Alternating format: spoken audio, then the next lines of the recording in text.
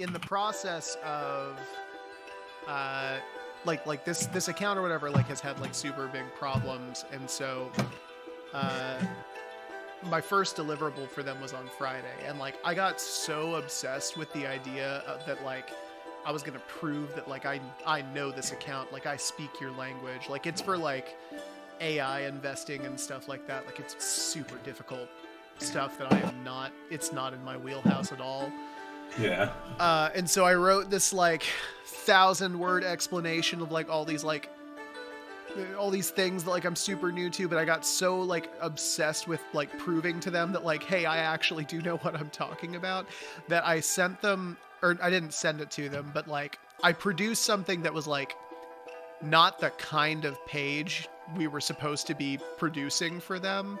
And like I had to stay on late on Friday to like get it done. And I was like, fuck, this is like my first like thing with them. Like my team hates me. I was in such a bad mood on Friday. It was fucking awful. I'm sorry. No, it's fine. Like it turned out to be good. I got incredibly lucky, and apparently like the new content strategist was like, hey, this is like a dumb assignment from the beginning. Like the keyword doesn't match like what we're trying to do. So it ended up being like a super easy edit, but it was just, yeah, not where I wanted to begin.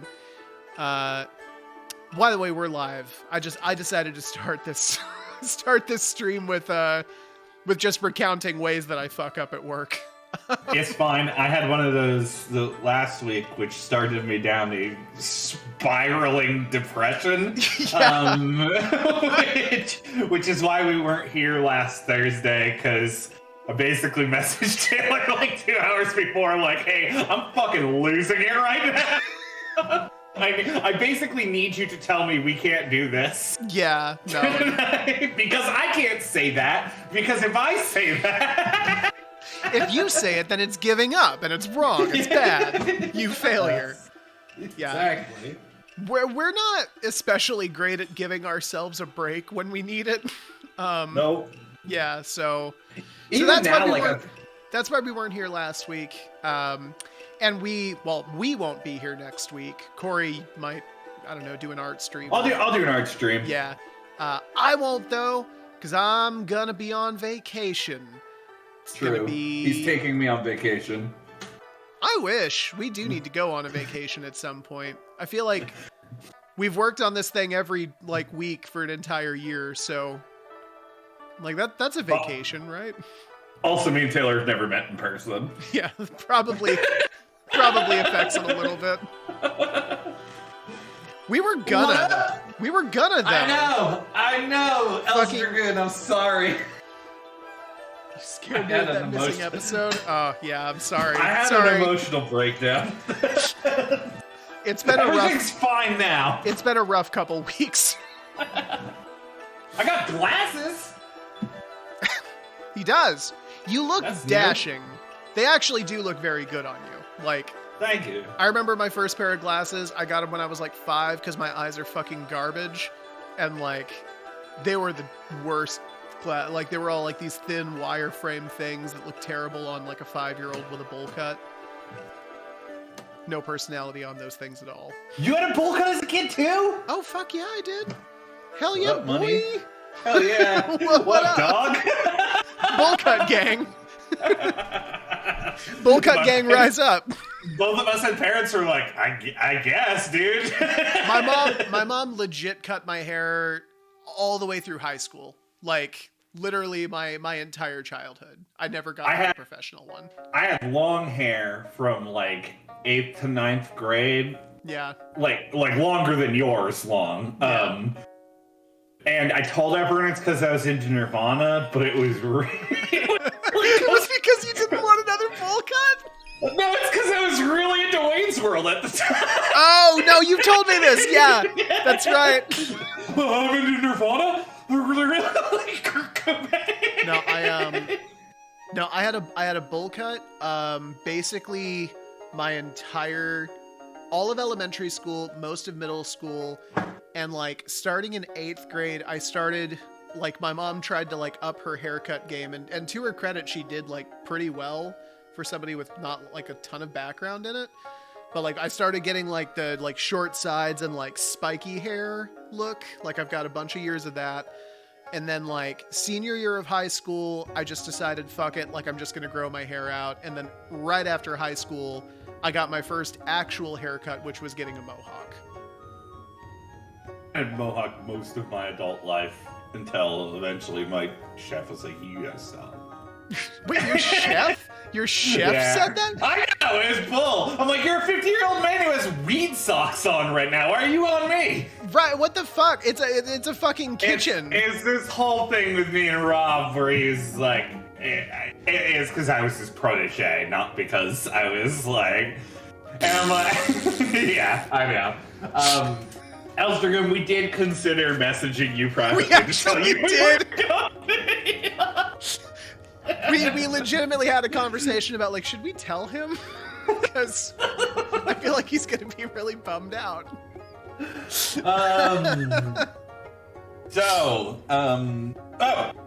one thing. I figured out the web that we were talking about. Oh yeah. Let me And pull over. And changed things a little bit, because one of the issues we were having was with scaling, like having these like little nodes that like are going to have minuscule upgrades to the system, but like we wanted to have this like merging point buy system, and I figured it out very easily. Actually, it's just we're going to have feats as we do, and we're going to have them in that web like we did. And Taylor, I've also decided it's both going to build out and inward.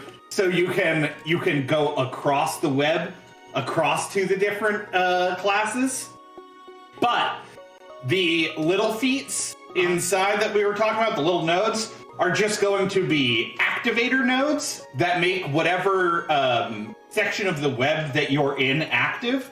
And by doing that, when you hit one of those, you're going to deactivate the current class you're on, and activate the other one, and it's just going to put a normal cost on the feats. So if you're buying feats outside of your province, it's double the cost.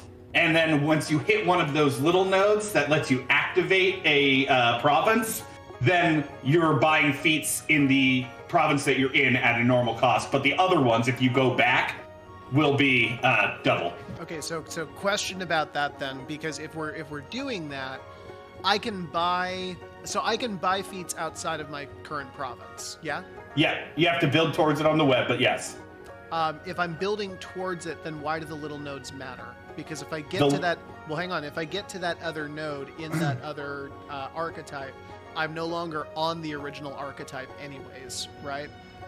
No, but so the thing is, the idea is that in order to make it so you're not just like going straight across and getting every province, it's making the cost of multi-classing that you have to build towards one of these little nodes that might be into a feat section that you're like maybe isn't the exact one you want. It's to prevent power scaling, like just like going for the mega feats that you want to do for min-maxing. Right.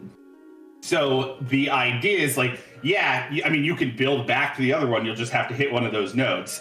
But I'm gonna put them put them not stingy is the idea. Okay.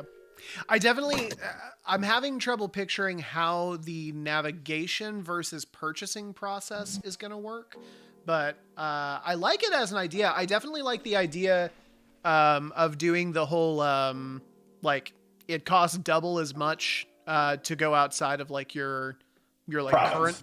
current province. I keep wanting to say archetype. Yeah. But yeah, I think that works. Again, my issue is just as far as the navigation of the node itself, but I don't think I'm going to understand what you're saying until I see it. Sure. Yeah. Okay, so hang on for me just 1 second here. What's up? Elstergoon's hilarious. Oh. The thing is, it wouldn't be. Yes, but I had the same thought. I was like, I don't want to be weird. Would it be weird to tell him like, hey, we're not gonna stream? Isn't that That's strange, right? Is it perceptive? Reaching out Two to a exclamation single person who watches our stream and being like, "Hey, not this week." Put 2 exclamation points. Very good. Very Okay. good. Cool. Well, we will be getting more into the feed advancement system in later streams, but this stream, we are focusing on something I randomly made up and then never fleshed out, not even a little bit. It's the KATz system. Yeah, it's the halcyon days of you making a bunch of really nice looking Word documents to present things to me. It was back when I was using a lot of Microsoft Word templates to do things.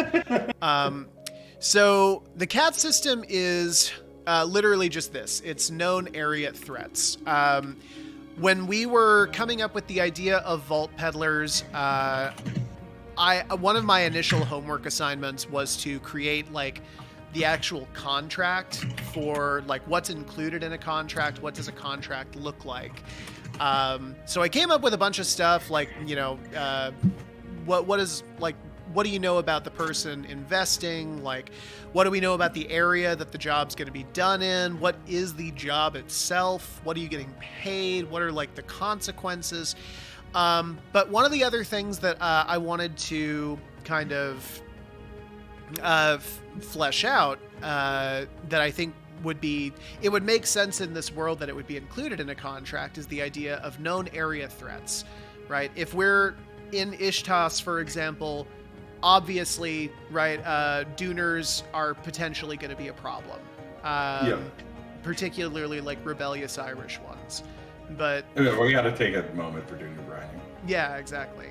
Obviously going to make that list. But and Corey, I would love for you to explain why you think this is as important as it is, because I'm not sure how to flesh this out and where we need to go with it.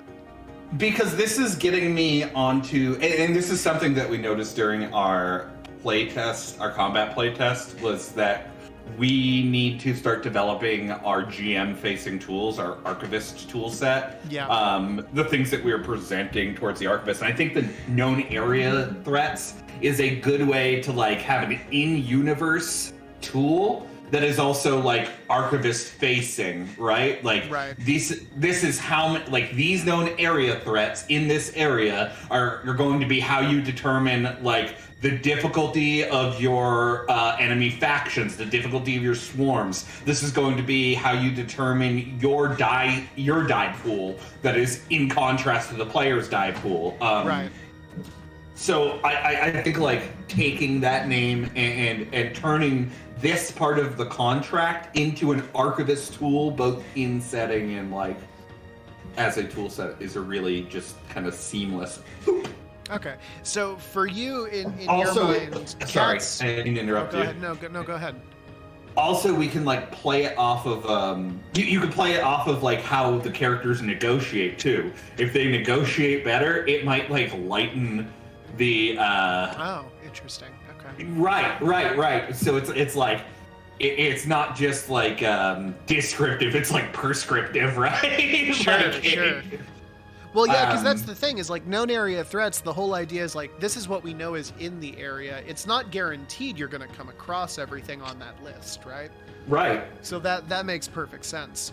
Okay, so just to make sure I understand the basic conceit of what we're doing today, you see the KATz system as inherently intertwined with like when we talk about like GM resources, like a GM dice pool, like KATz to you is like an essential component of determining that. Yeah. Sure. Yeah. Okay. Cool. I mean, I think you could even have like a KATz sheet that could be in front of the GM that is like adventure planning, right? Like these are the factions you'll see here. This is the die pool for the area. These are the areas concerned. These are the treasures in association with the contract that are there. These are the unknowns.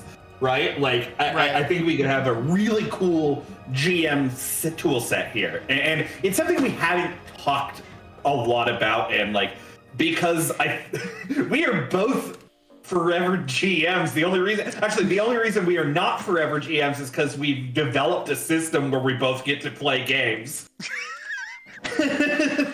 Yeah. But forever outside of each other's play group. Yeah, right? never in a party. Never in a party together. The world simply couldn't handle us. But, so yeah, okay, cool. So what we're going to do then is, if that's the case, my initial thought on how you would relate these two things, right, is that every contract comes with like a star rating, right, that we've talked about before. It's basically like a fantasy Rustpunk Yelp. Every caravan starts with like a 1-star contract. So it sounds to me like the thing that really it determines like the level of like what kind of KATz you're going to be facing. It really seems to be determined mainly by that star rating. That's like how we would relate it to like GM resources, like a caravan pool or anything like that. Do you have something else in mind there, or what are you thinking? I think that works. Like, I was also thinking like the contract stars could be used because I've also been trying to think about like simplifying stat block. And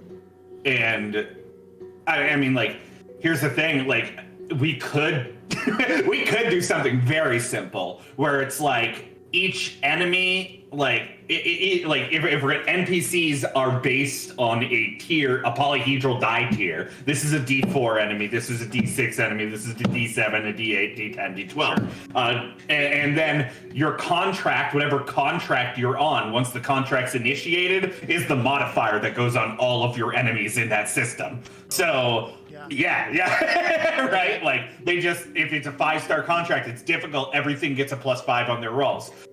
That is a very simple way where we could do simplified stat blocks in the same thread. And I don't think we'd have to stop doing it as a way of the fantasy Yelp system too. I don't know.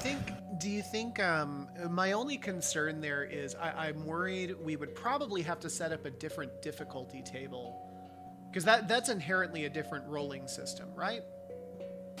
I think it's inherently different from the players in that, like, I'm just picking, like, I have this many D4 enemies, this many D6 enemies, and then I am just anything that is a D4 enemy, I roll a D4 plus, if it's a level 4 contract, +4. I don't know. Yeah, I don't know. I'm just spitballing. Well, right. So, but this is actually my point. This is a perfect example. If you have a D4 enemy, even with that +4 modifier on it, that means the most you can possibly get is an 8, which by our difficulty table means they can't even do a moderate level task. Well, minions, I think minions. First off, minions are supposed to be able to. I mean, we might have to look at we could change contract from 1 to 5 to 1 to 10, which might change things.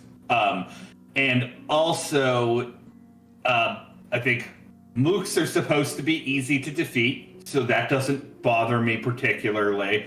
And then it's also like the GM is going to have that die pool, which is an exhaustive die pool. So this is not counting the die pool. You would be able to add additional die to that roll. Yeah. Okay, sick. Then yeah, if that's the case, I don't have a problem with it. It's something we can try. Is all I'm saying. Well, because this was the source of tension for me, and I know that we spoke about this a great deal when we were doing the combat playtest, because the NPCs do just generically not feel powerful. But I think maybe the thing that was missing, right, were those additional die. Like being able to add that stuff to your roll to make it a more powerful thing. I mean, here's the thing. Like, the NPCs I had, like, they didn't not feel powerful because I just rolled a bunch of rocks, right? Like, you were rolling bones, yeah. And I killed a guy. Like, so like, I don't think that felt inherently underpowered from where I was sitting anyways. So, like, it was more to me that it was just so much, like, tedious. It was keeping track of everything. It was more complex of a stat block than I would like as a GM. Yeah. Yeah. And I know that that's a source of tension with some people in the gaming community. I know some people are like, the PCs and NPCs should have the same fucking thing. And I was like, dude, no way. Like, I wouldn't run games ever. I can see there are some rolling systems that I think lend itself to that really well. Yeah. That's actually an area where I think that kind of D&D, like I know it's kind of a simplified stat block in D&D, but I mean, the general rolling system I think lends itself to a more equivalent thing there. But like, I know like for L5R, get the fuck out of here. Like there's absolutely no way I would do a full NPC stat block. Once I'm in the heat of it with Cyberpunk, I'm like, okay, all of these guys get +3s on whatever they're rolling. Exactly.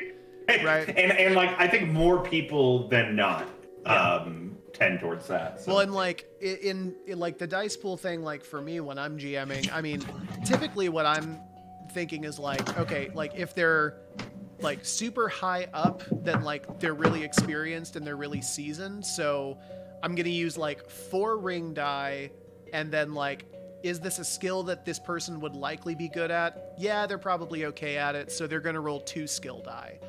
And like, and maybe that's something we can include like in this KATz sheet. Like, yeah, hey, you're not beholden to this. Yeah, we do need, I think, quick rules for generating NPCs for sure. Struggling with some of this same stuff myself right now. Wishing my monsters weren't symmetrical to players. Yeah. Right? Yeah. Because you get bogged down. It becomes such a slog. Like every roll, like, I don't know, Corey can speak to this just as well. Like when you're a GM, you start feeling eventually like your turns really aren't important. I know like for me when I'm GMing, I'm literally just trying to get my turn over with so I can get back to like what the players are doing. Like there will occasionally, if they come across like a big bad, I'll have like some cool stuff prepared for that. But otherwise, if you're just like fighting some mooks or whatever, then yeah, like fuck it. I roll a couple of dice. Here's what happens. What are you doing? And having a symmetrical NPC sheet just does not lend itself to that.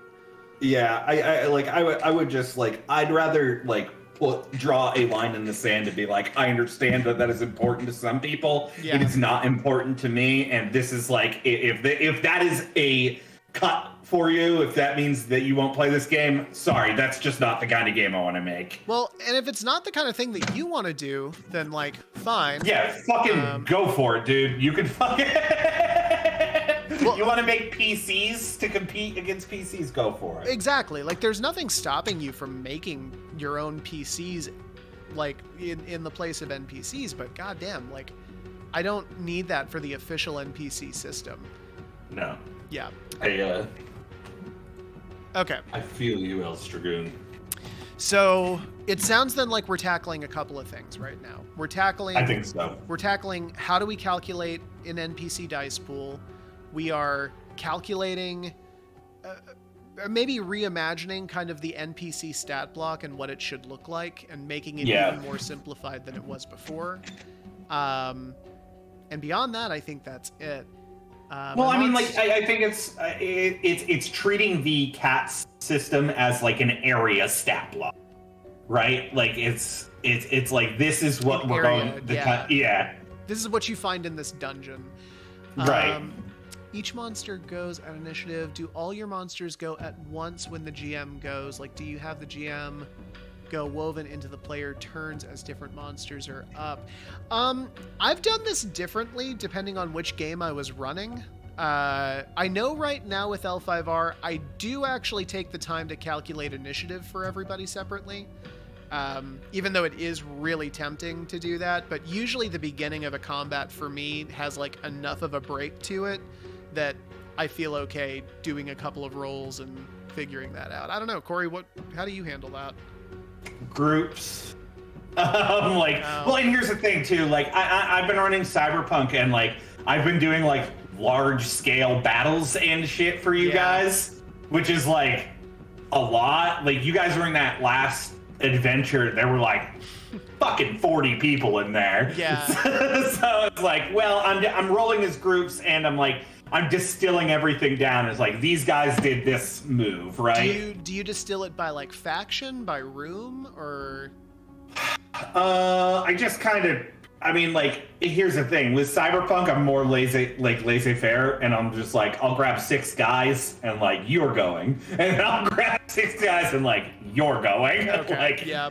Yeah. With this, I mean, like, I think, like, we are going, I mean, because it is a faction turn, everyone's moving in a faction turn. Yeah. Like, it is kind of like the GM goes, and then you go, and then... Yeah. So... I mean, I'm more willing to do that shit because, like, I already do. Yeah, fair. So, like, fuck it, I did a lot of work already. Do you know how long I've been pouring, like, into this Microsoft Word document? Like, get out of here. It doesn't matter, my fucking bad guys are just gonna fucking eat shit out of the window anyways. Yeah. God, I know that feeling. It's just like, And then Zoe comes. Eat shit, I'm not interacting with her. So here's my concern, because, like, as far as, like, a quick pickup thing, I love the idea of an area stat block. That's, like, that is so easy and quick to pick up. The issue, I guess, that I have with it is that it's... like, it feels like there won't be a lot of my worry is there won't be a lot of variety in the encounters, right? And I guess I don't know how to grapple with that if we're doing an area stat block, because I want to go for it, but I'm worried it will create impersonal encounters. Well, I would say this much. I enjoy any game that gives me a GM facing tool set for adventure design. Yeah. It ends up making, I think, adventures that are suited towards the game that I'm playing. Yeah. And, like, we can keep it looser, right? Like, we don't have to, like, the area stat block can be, like, the things that are defined in the contract and then the unknown things in the contract. It can be the kinds of resources you'll discover here and the kinds of NPCs you'll discover here, as well as, like any other, like, kind of trap whatever shit you're gonna like. It can be, like, loose. I don't think it has to be, like, super stringent or because I get what you're saying, and that's a valid fucking concern. I'm swearing a lot right now. I'm sorry. Potty mouth. I know. Yeah, I mean, I don't know. Like, the thing is, there's not, like, a great answer to it, right? Because if you know what the KATz in, like, your particular contract are, then I guess you have a good idea of what they're likely to try and do. You have a good idea probably of what their maybe special abilities like might be. Like, if you're going into, like, a marine environment or something like that, that creates all kinds of new enemies for you. So maybe what it is you have like an area stat block, and then maybe you have, like, NPC facing feats that, like, you award to each individual, like, monster or NPC. I'm not sure. Yeah, like, I know. That was the idea, Elstracoon. I just want KATz. When you open our box set, we come to your house with a bunch of KATz, and we're just like, here you go. I'm just gonna drop a couple of mine off at your house. That's Larry. He's a dick. I don't think so. Here's the thing. I don't think we need to divorce, like, the NPC stat block necessarily from the area stat block. I think the area stat block can be, like, it is just an adventure design tool set for you. It has, and it's prescriptive based on the contract that the players negotiate. The more they know about it, maybe the less dangerous things are, the more prepared they are for things, yada yada. But I think it's like, description of the adventure, the known areas that you are going to encounter in the adventure. Doesn't mean that those are the only areas covered, because your players are insane. Always, yeah. It's going to be like the die pool that you generate, and maybe like that die pool, because we're talking about like a prescriptive system, maybe that die pool gets juiced by like the players doing bad in the contract negotiation, right? Sure. So every caravan tier system, like it starts with a die pool that is this large, and I get to like push those die around to the different die set depending on the elements of the contract or the elements of the KATz facing. But I think like it's just a way to organize. It's like these are the NPCs that are going to be included in the area. Those NPCs can use this die set, whether they be mooks or big bads or just like friendlies is irrelevant. But they are able to utilize that die pool. I can attribute it to them. These are the rewards, like known awards via the contract, and like potential dangers or unknown awards, that kind of shit. Right. Okay. So let's start outlining this a little bit in more detail. Yeah. So the first thing we need to figure out is what all does the KATz system include? I mean, it's known area threats, so any kind of mooks, any kind of like you said, like big bads, any kind of just monsters. NPC. Well, let's be more specific than just NPC, because that's a very broad range. Sure. Associates to the contract, right? Like, right. Let's use contract terminology while we do this. Like, yeah, sure. These are involved parties, is what we're looking at, right? Like, whether it be like factions that are concerned with the contract, like we're trying to negotiate a peace treaty between these two gangs in Ishtas. Like that's our our volt to pedal this time. Okay. Then we know that we have both of these gangs. We have the local constabulary, and Okay. So parties. active factions. This could be gangs. This could be other vault peddler crews. We have law enforcement. Okay. Ooh. Because because we have degrees of failure, like we can start putting this is stuff that you're prepared, like players might be prepared for, that gets uncovered during the contract. But now that we have degrees of failure, that's basically our critical fail system. During an adventure, I can start taking those critical failures to like juice up my die pool, or like juice more factions into the game, or power up factions. I don't know, just an idea. Okay, one sec. Let me note that here. Oh, you okay? I kicked my foot against the desk. It's fine. So added to the contract, pending degree of failure, etc. Okay, so active factions, law enforcement. I put a note here. A developed contract should include unknown KATz, which would be specifically facing for the GM, which can be added to the contract pending degree of failure. Getting back to the initial list, though, like, so monsters would be like an obvious one. That's obviously a known area threat. GM dice pool. Well, no. So I'm thinking about what the KATz actually in fiction is, right? Okay. Yeah. Like what would actually qualify to be put on this list? Because I think from there, going in the contract. right? Because I think from there, that's where we can start deriving a numerical value on things. Absolutely, yeah. We can start pulling the tool set out of that. Exactly. So monsters, just average wildlife as well. Sure. I mean, those are going to be potential threats. You have environmental dangers, things like this place is prone to earthquakes, or... We can call that collateral damage, right? Potential collateral damage. That's your environmental concerns. Yeah, sec here. These are like our traps and shit.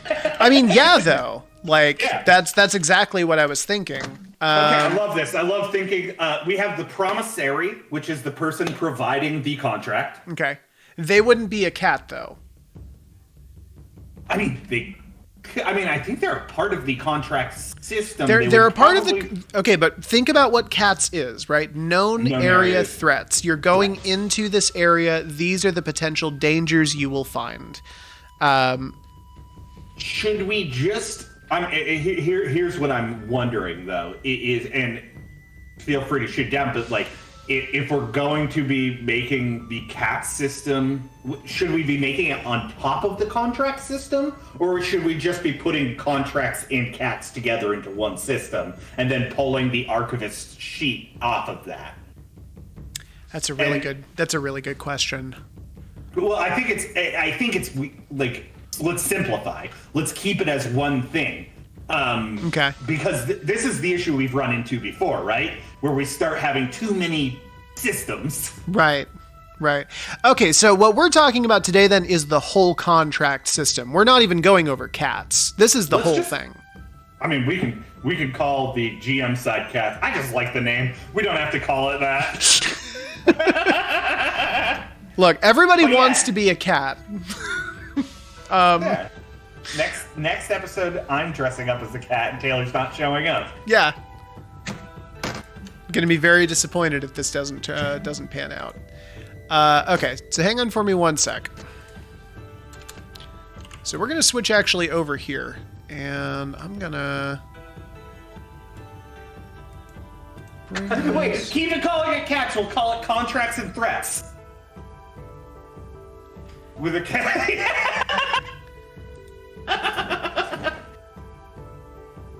I actually kind of like that. It works. Yeah, fuck it. We don't have to change. Now it's children who are wrong. we don't have to change. It's actually a better acronym. No, keep it with a K. Keep it with a K? At least for us. No, we can do it. I mean, whatever you want. You're generally the correct one. Nah, fuck that. It's got like a very what am I thinking of? German? What? German? Well, yeah, it's got like a German or like a Russian feel to it. Like, Ooh, then let's make it a C, please. no, it's fine. I was worried I was gonna say that, and then it was gonna be like, no, but like in a funny way. Right. Yeah, let's not. We're not diving into that. We're not talking about the world. No, we're not doing that. Okay, cool. Man, so, hang on one sec then. So if that's the case, so KATz includes a list of involved parties in the area. We're gonna get to that in a minute. Yeah. But okay, so generally, KATz refers to the contract players sign with respective buyers to complete a job in exchange for an agreed upon payment. System begins with negotiation, continues through the adventure, and concludes upon payment and delivery. This also works because what we talked about is as soon as the contract negotiation is done, you can start generating a die to use, right? That's when you like can start rolling your die pool by doing things. Right. At the same time, this is when the GM now has a die pool to use. So like, that war doesn't start until everyone can do it. Yeah. Yeah. Okay, cool. No, I like that. Okay, so for the GM, KATz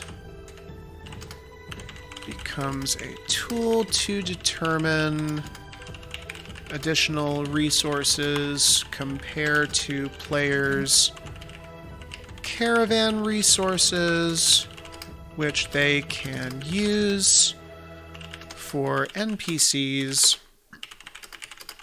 over the course of that contract. Let me ask you this. No. How do you calculate this stuff? So it's cool that we have this additional system, like to create basically a GM dice pool that's comparable to caravans during contracts. What about NPCs that they run across out of contracts? Out of contracts, players don't have a So here's the thing, like, I'm wondering, does it matter? It does. Because here's the thing. This goes back to what I was saying at the beginning of the stream. Without that caravan dice pool, most NPCs can't do very much. What we want to make sure, assuming most NPCs are die level 4 NPCs. Even if you're, let's be generous and say like a D8 or a D10, you don't have a star rating directly assigned to NPCs outside of contracts, so they don't even have the modifier. So this is where, I don't know, this is where we get into a broader conversation of adventure design, right? Because like outside of contract, the only things I really see happening are like maybe character driven stuff going on inside the caravan, right? Because like that is the idea, that like outside of contracts we're mostly dealing with delving into our caravan. Okay. It is building off that caravan. Like, I don't like contracts themselves are just a tool to frame adventure design. Well, no, it's more than just that. Because what we have been saying for the last 20 minutes is that contracts are going to directly correlate to your GM dice pool.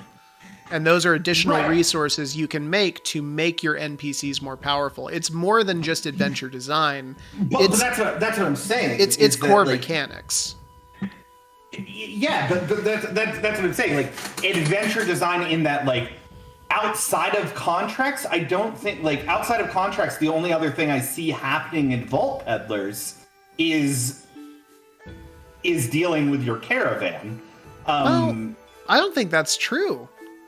I mean, like, let's say you start getting up to let's say your caravan starts getting up to like a 4-star caravan, and like a rival group of Vault Peddlers sees you rising up. They see you as competition, so they wage like a full frontal assault on you. This is not a contract, right?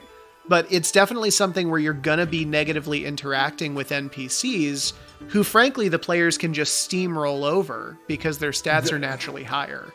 In that case, you just take the adventure design framework for the contracts and utilize it outside of the contract. You're just saying, okay, that this is a tier 2 encounter.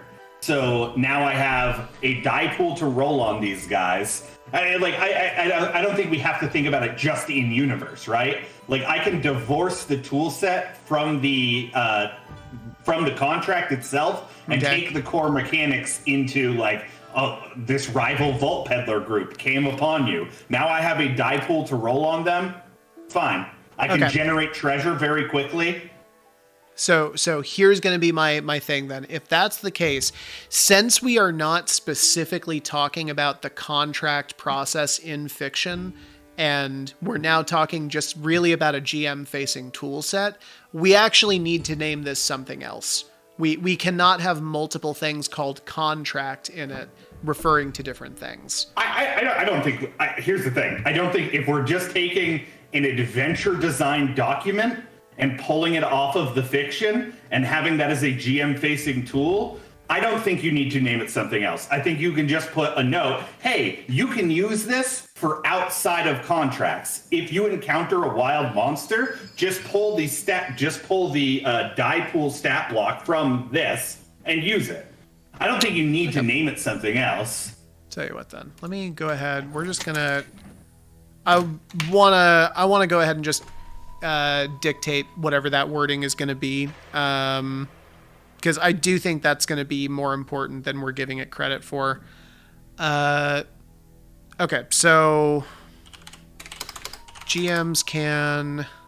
I mean, it's also quick to point out, players won't have a die pool to use outside of the contract either. Yeah, they will. No, they won't. They won't have a die pool. The contract, by going through the contract, they initiate the process. Like, the downtime phase initiates the process by which they can start rolling a die pool. So outside of that contract, they're not going to be able to do it. Doesn't the downtime process, doesn't that come at the end of a contract? The end of the contract or the beginning, I mean, like... So you do actually have the chance to initiate those things in between contracts. Well, no, because of how our die pool system is currently set up, you have to start investigating and doing shit in order to start rolling that die pool. Because you have to start like behaving in order to right to fit the right yeah. to fit the thing.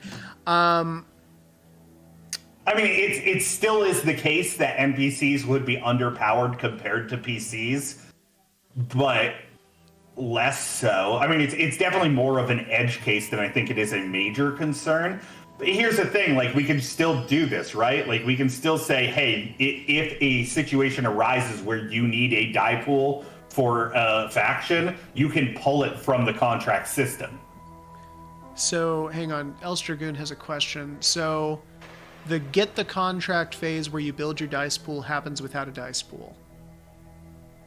Well, no, I misspoke. Taylor is correct in that, like, the downtime phase begins at the end of a contract, so either the end of a session or the beginning of a session, in which you that's when you place your... God, we haven't done this in a while. We really haven't. We took 1 week off and the world fell. The whole thing fell apart. No, Taylor is correct in that you can start generating them after the downtime phase. But it is a matter of, like, how much time you have, right? That's the big question. How much time you have to generate this. Yeah, admittedly, what I will say is, in the situation, the example I gave of a rival Vault Peddler crew attacking, players would not have a lot of time to do much of anything to generate extra caravan dice, right? Like, unless they have, like, threatening as their... command or something like that. Like, I guess, right, yeah. I mean, they could use that situation to generate. Right. You could do that, but like, there's a lot of different dispositions, and if you haven't picked that, I don't know how you'd go about that in like a scientific way or a. I mean, it would be like setting up traps to like yeah. fuck people up who are entering your caravan, right? Yeah, I mean, you would have to. So like, you theoretically could. It would be really difficult to do that. You could almost use these events as tools to make players like start generating their die pool. Well, assuming they catch on, otherwise, no, not at all. Well, I mean, assuming they catch on, like I guess, like at that point, I'd assume that everyone had buy-in on the game that they were playing. Yeah, I mean, you'd have to before you ever start playing, be like, okay, listen, like you get these as opportunities, like. You need to take it on yourselves to like do stuff to make these things happen. But we can't dictate what people's tables are going to do. I have to assume that there's buy-in. Right. If there's not, then I don't know what you're doing here. Yeah. Right. I mean, it doesn't answer the question. Here's the thing. Let's set it up so yeah, you can like feel free to pull a die pool from just a base contract if you need to. But like, I actually kind of think that we stumbled into something cool. You can utilize these out-of-contract events to help players generate their die pool. They don't necessarily have to be difficult things. They could be situational things, but like, it's kind of a neat system, and it kind of plays into like little vignettes too. They can be more action-oriented vignettes, but like little stories that you're telling between the sessions and the adventures.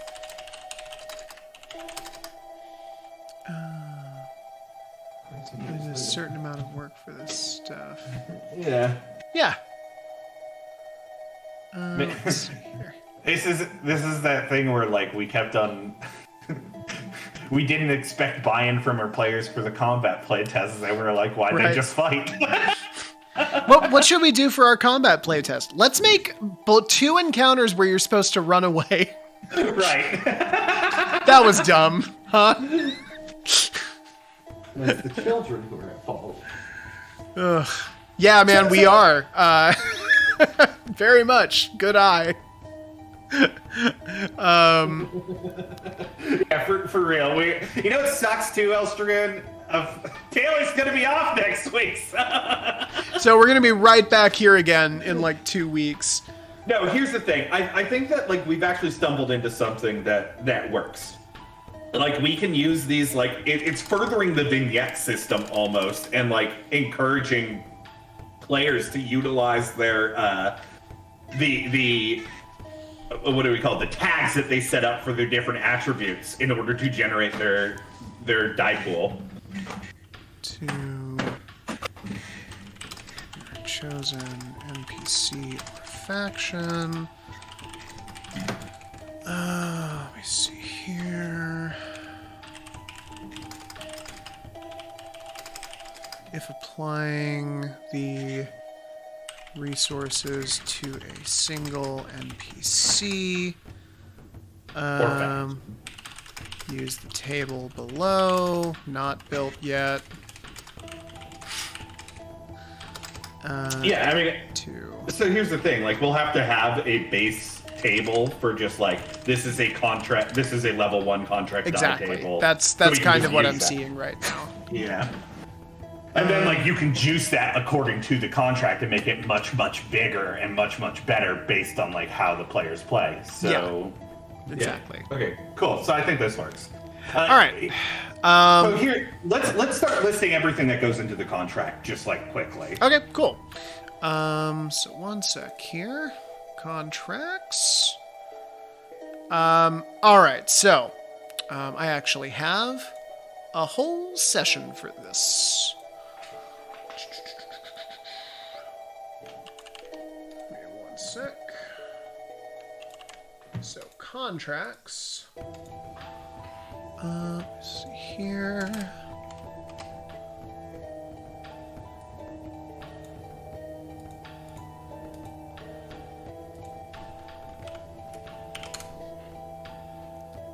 Okay.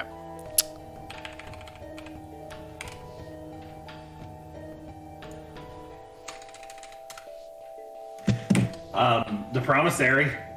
Oh wait, no, you got all of it. Taylor already did the work.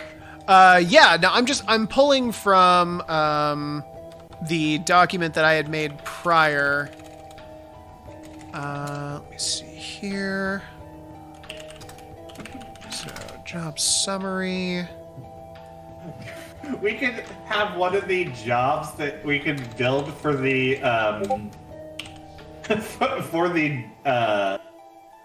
for the caravan be like an escrow service that you hire on, who can like hold money in between in between. Let's see here. Boom, boom, boom, boom. Oh wait, hey, also, and let's should we just do that at the end? What's up? The thing that we keep forgetting to do? Oh, yeah, we'll do it at the end.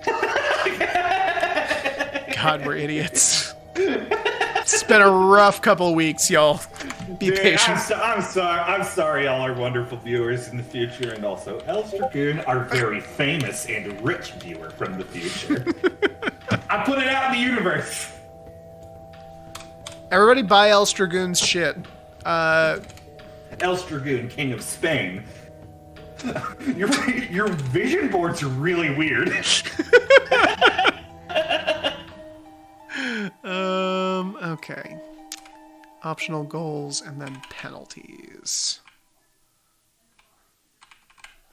You gotta fight.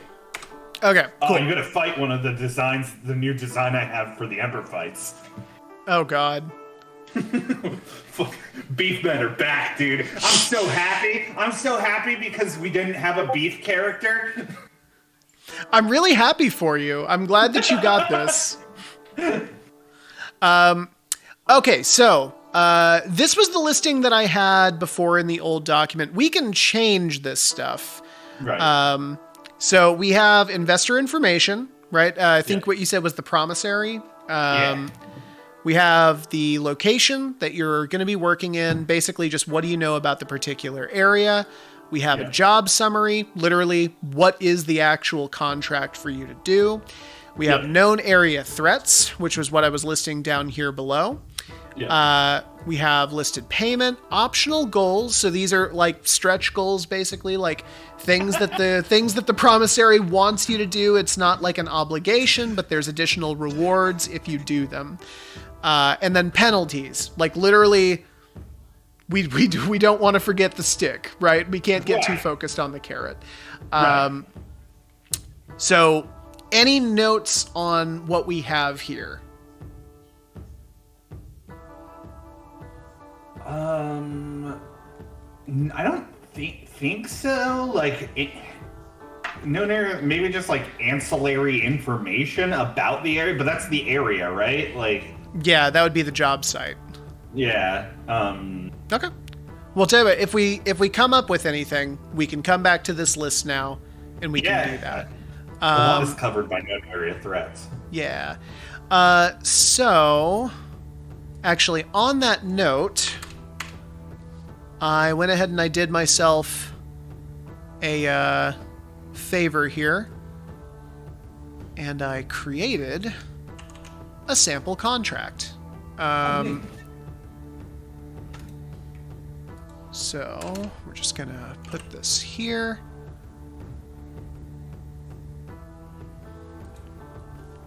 I can't believe how big I have everything on my monitor. Unnecessarily. Sample contract. So far away now. Okay. So interestingly enough, Corey, I actually do have this as a 10-star system. I think that might have just been the old way of doing this. Perfect. So I don't know if we want to stick with that or not. But so yeah, so this is what basically a player would be faced with. And in an ideal situation, GMs would find ways to offer a couple of different contracts so that players can kind of pick which one they think they want to do. I've been kind of dreamboarding like a job board kind of idea, like very true to the whole Yelp sort of concept. I don't know how that's going to fit in this world, but that is kind of the ideal. I don't want to railroad players into a contract. But so yeah, so let's start with the basics here, right? Investor information, like literally this is the guy that you're in. So Felipe de Virgil, secondary representative of the Council of Virgil. So this guy is obviously like some kind of a government representative. Normally, you would say that a government representative is going to be somebody who's like really reputable and probably somebody who you'd want to work with. Notably, Felipe de Virgil has only 5 stars out of 10, which would imply that he's probably not super well respected. He's probably a little bit sketchy for his station. You have the job site, which are the Cinderwine Caves. I made up coordinates because they don't mean anything. They're just numbers that look cool. And then we have job description, right? So found evidence of large water deposits in the Cinderwine Caves. The supply is of great interest to Virgil. Explore the Cinderwine Caves, map the region completely, locate the water deposit, and return the completed map to the Virgil Council, upon which you will receive your payment. So this is literally the job, right? Map out these caves, find the water deposit, go home. It's got a couple of different pieces of information about like the history of this job site, like who mapped it out initially, how big it's thought to be. And then we have the initial KATz, which are the Borer Weevil, and a note about other exploratory teams going into this area, also trying to find the same source. We have a payment of 2,000 petty coin for this job. And then we have a couple of stretch goals. We should also include conditions. Okay, what are conditions? What do you mean? Conditions are like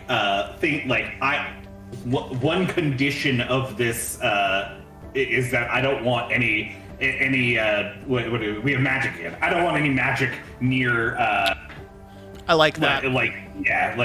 So we should have like conditions that every time. Yeah. So job summary. I'm just gonna put here conditions under which the client wants or needs the job done. And then from here, this is where the players would be going in, talking to somebody, and negotiating. Well, you want this done. How much of it really needs to be mapped? Can we get more payment out of it? If we complete this optional goal, can we get this done? What other things do you know about this area? Kind of this is where we're talking about the actual negotiation process. Right. This is where our spoiler comes in. Okay. Okay, cool.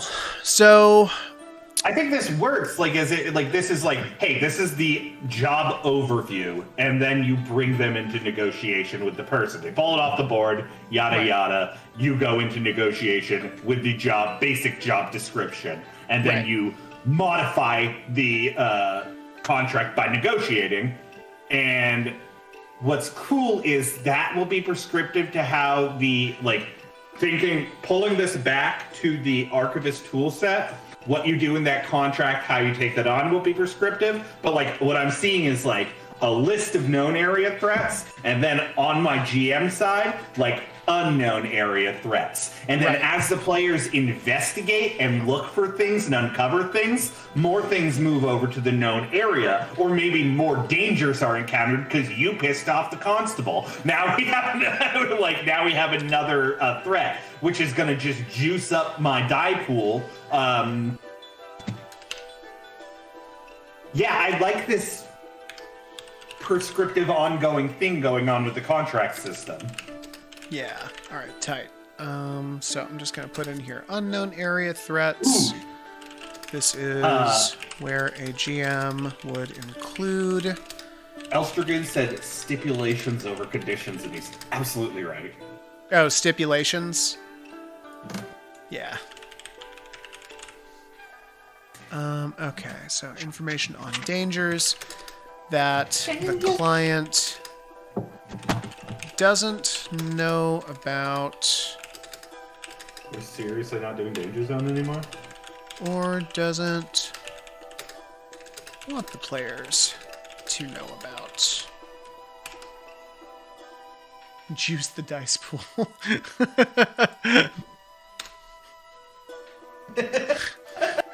Tight. I love it. Keep the juice running. Keep the juice running. Okay. All right, cool. So I'm just going to change this up to stipulations. That's it.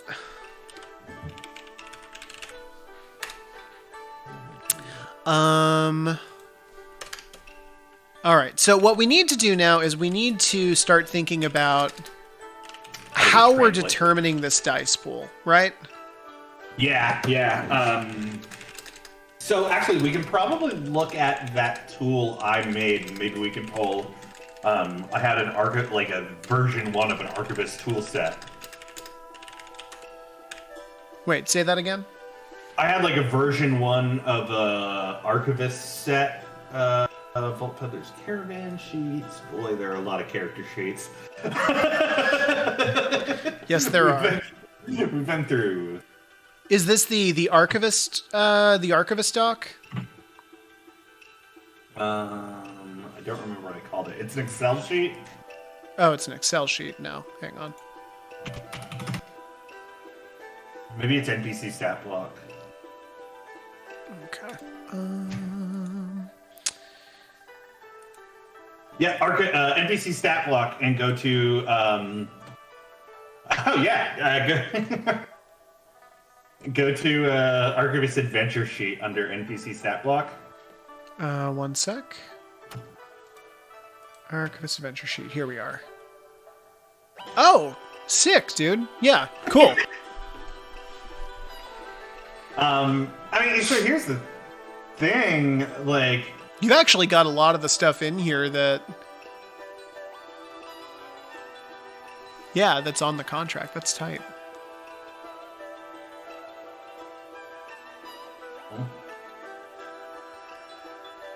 The real question is, how do we distill, what does a level 1 contract look like? You know, like right. what's the base? Because it's going to be modified from there. But what do you start out with as a die pool? Right. I mean, and then looking at the scale of 1 to 10, like, how does that go, and how does that compare to the players? I mean, it almost... I feel like I'm making this way too easy on myself, but it seems like a level 1 contract is literally just this. 1 die? 1 of each die type, right? Oh. And then level 2 is 2, 3 is 3, 4 is 4, 5 is 5. I feel like that's way too simple. But maybe that's the beauty of it? Well, so here's the thing. We did have it... I mean, I love it, but here's the thing. At a level 1, we had it set up, like, are we using the player-facing tool set where it's like, you roll a d4, that's how many d4s you get to roll. You roll a d6, that's how many d6s you get to roll. Oh, I see what you're saying. Because there is a possibility that a level 1 base is fucking gnarly. Let's make it more simple for the GM side of it, and literally just like this represents a single d4 that you can roll and add to a roll. Okay. Because the thing is, if you're doing this as opportunities, the way that like the players have, then you now have like a whole nother table of stuff that you have to watch over. And our whole thing with the NPCs is we want these to be as streamlined as we can make them. The only issue I see with this is that even at like a small base, the players are generating like they have what, 3? They have 3 to delineate. So they are going to be starting with like potentially like if they have like I think you can't get past the D10 at a level 1, so they're potentially having like 3 D10s that they could roll for their Now this is also the case that like we're talking about just the base, right? Wait, can you what do you mean? In that this is just the base of the die pool. Like you're gonna get through the contract negotiation phase, you're gonna get die added to your pool by the players doing poorly. So maybe it doesn't have to be large, right? Right. Maybe it just starts that way, and then pending degrees of failure, you add additional die. Yeah, and you can do that throughout the game. Like players threw up a degree of failure. It's a soft move. Yeah, exactly. I'm like, okay, instead of doing a hard move against you, I'm just hedging my bets. I'm pulling more into my die pool. I actually like that a lot. Yeah, okay, so then you get 1 of every die to start with. And that's the base die pool that you start with as a Okay. So, hang on one sec here. Let's see.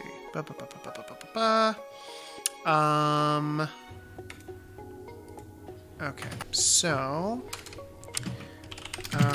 For varying levels of... you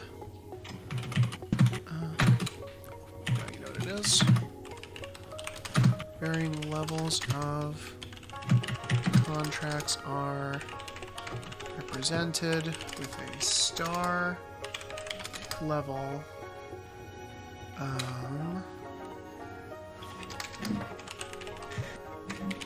correlating to a certain number of dice. Ooh. Ooh, ooh, ooh, ooh, ooh, ooh. Can you write down whatever you are thinking and give me a minute here? I'll look at your thing. Oh, never mind. All right. Level D4, D6, D8, D10, D12. Yes. They answered me. You did. This is... Let's see here. I mean, it also ramps up pretty well. I mean, it does, right? Like, even if I'm starting with a level 5, I don't need... Well, and I think actually that works because I think that when your players are lower level, they're gonna fuck up more, which means you have more opportunities to bank those additional die. Yeah, Whereas totally. when they're at like those level 5 contracts, that's probably going to be way less likely. So having the GM just starting with a bigger pool in relation to the players as they ramp up, I think that makes like a ton of sense. I do feel like this table is a bit unnecessary. It's a bit large and unwieldy just to be repeating the same number. Whatever, let's just put it in. It's nice to have the visual. Yeah. I mean, The juice system. It does at least explain what we're talking about pretty well. I thought you were sticking with the pink and white text. That was like a bold move. Oh yeah, no, we're going for it. Let's see here. Want something a little bit more vibrant. Oh, me. Yeah, there we go. Now I look like I play tabletop games. Look at me.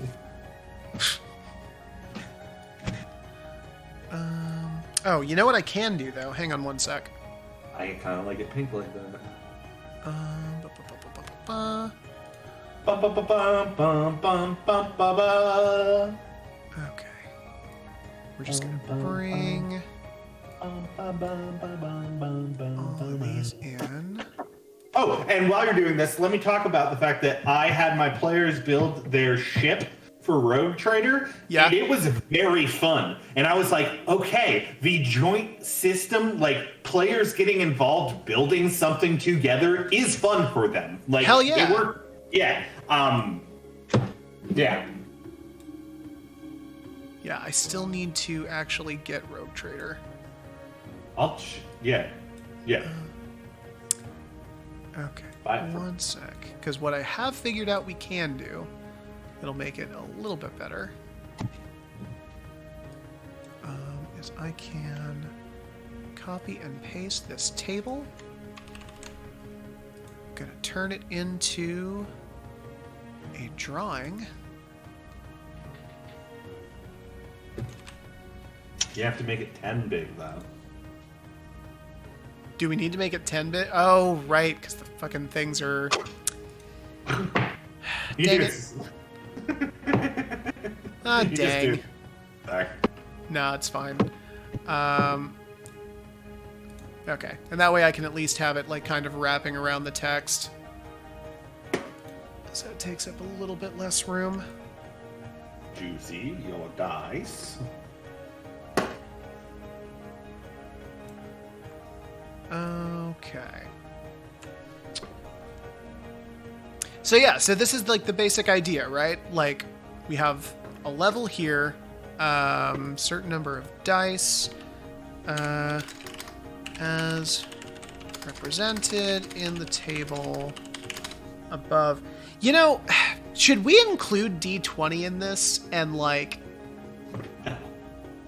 Well, because here's the thing. If we include D20 in it, this table is not necessary because I can literally just say for every level you have one amount of each die type. We'll keep the table for right now, but here's the thing. We're only using... The polyhedral die that we're using is a D4 through a D12. Yeah. And as long as we establish that early on, we're not going to be like, buck wild, throw a D20 in there. Yeah, fair. Okay, represented in the table above. GMs can bank empty slots on this table when players roll degree of failure as a soft move. Here, and I think take a lot of like, let's not end up like in the book itself. Let's not steal the verbiage from Powered by the Apocalypse. Yeah. but I mean, like, I think we can take a lot of like, as much as I don't dislike Powered by the Apocalypse. I just think they are not the system for me. They're not a system that I like to play. Yeah. That being said, I do like a lot of the tool sets that they include I for love GM. the tool sets they include. Yeah. No, they're phenomenal at it. They're really good at making a lightweight, like, on-the-go game. Yeah. And that's what we want to. That's what we want to do for the GM, but notably not for the players. Yeah. You savages get to use the crunch. Yeah, though. I mean, I love crunchy games. But like it's unwieldy from a DM perspective. Sometimes. Yeah, the problem is that crunchy games for GMs, like it's undoable. Like you cannot hold to that because you're prepping for everything else, and it doesn't work. Okay, sick. So we've got a basic idea of how a star level relates to like individual what word am I trying to think of? How it relates to individual die. Yeah, your die pool. Exactly. Yeah. And we have a way in which you can juice it up through play, and I think that even carries through into the actual contract negotiation. So. Okay. Ooh. Yeah, what was the idea you had when I started making the table? It changed. It doesn't matter. I think now I'm gonna start asking you to just hold on to whatever you're saying for 5 minutes. I've evolved it into a different thing.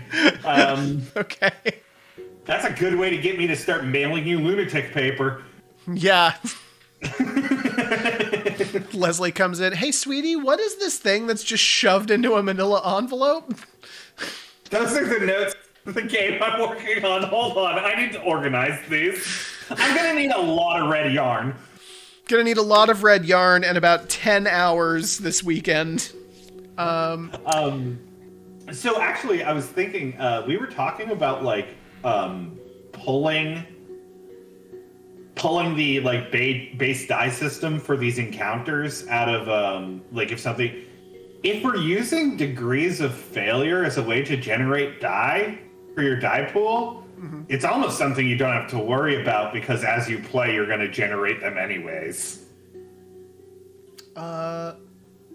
Go more into that. What exactly do you mean? Well, in the case that like we are going 1-for-1 for degrees of failure for generating die for a die pool, then even outside of a contract, if the players do something, hey, roll perception, and you're going to have them encounter an enemy. Mm-hmm.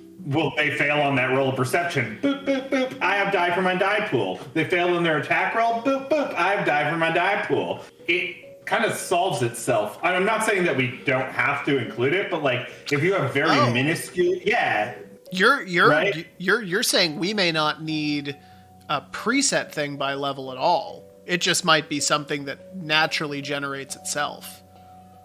At the very least, I don't think you have to worry about it outside of the contract, just because if we're worried about them encountering die rolling like interactions, then by the nature of die rolling interactions, that means a possibility of failure, so you can generate a die pool. I think that you're right, with the exception of, and I don't know how our game's going to get when you get to super high levels, but I remember we were on Powered by the Apocalypse, and like that was a thing for me running Ruma, was like by the end of that campaign, you guys failed maybe like one roll a session. Like, I mean, I will say this much: like, our system is inherently going to be swingier, just because we're using we know that just by the nature of die, right? So one d12 is naturally going to be a lot more, sketchy. It's easier to roll a 1. Yeah. But I mean, it is also the case that like if you want to give like a really juiced encounter, says die, baby. Then you can throw the dice pool at whatever they're facing. Well, and it's also, it just goes back to what we've been saying since the combat playtests. We're going to figure it out in playtesting. We're not going to figure it out here talking about it like this.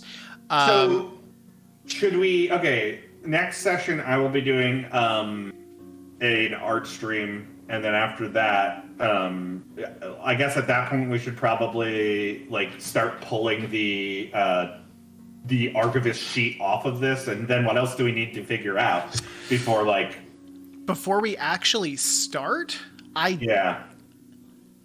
Honestly, the biggest X factor right now is character advancement. We don't yet know how the web goes, but the truth is we can kind of figure that out as we go. I think next session we pull our archivist sheet out of here. Yeah. And then let's start playtesting adventures. Yeah, I'm down. El's Dragoon. That's what we. El's Dragoon. It seems like you have every Wednesday off, so you want to play? I'd like to formally extend the invitation. If you want to join us for the inaugural actual play test of Vault Peddlers, you are more than welcome to join us. We'd love to have you. We can also keep them short, hour-long sessions each Wednesday. They wouldn't be. I don't want to do a 3 or 4 hour session each time. Especially not for playtesting. If we're going to be doing it long term, it's going to be hour and a half. Keeping it very short. So I think that is a good stopping point for right now. Corey, we're idiots. Hang on. I know. This is why I was stopping us earlier than we wanted to. Yeah, we have something cool to show you. Hang on. Let me. I'm gonna gotta bring this page all the way out so people can actually see what we're doing.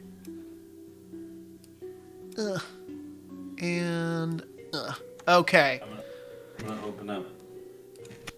I'm gonna delete it before you get there. So, we've been doing some work. You made it live. Is it? It's not yet? live, but we are going to see it.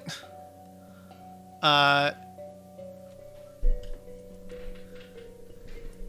Make it real.